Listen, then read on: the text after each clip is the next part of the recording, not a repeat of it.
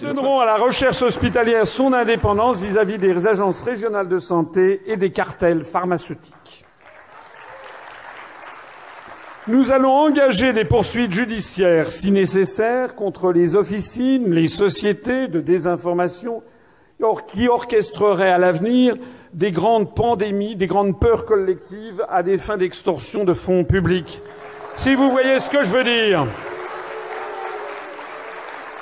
Quand on pense aux sommes phénoménales qui ont été dépensées en pure perte pour avoir le vaccin contre la grippe H1N1, etc., où je rappelle quand même que l'on a dépensé, je crois, le budget de l'INSERM, 1,750 milliard d'euros, pour acheter du Tamiflu qui n'a servi à rien, si ce n'est que d'agrandir les profits du laboratoire Roche et de celui qui possède la molécule, c'est-à-dire le laboratoire américain Gilead Sciences.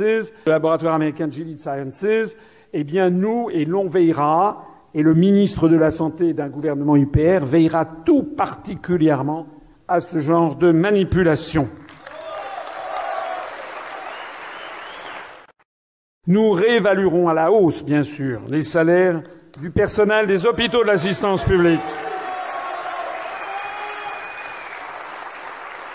Et nous porterons un soin tout particulier au personnel, justement, qui est d'un très grand dévouement, et aussi aux internes en médecine qui, parfois, travaillent pendant des centaines d'heures par semaine, alors qu'ils ne gagnent 3 fois rien.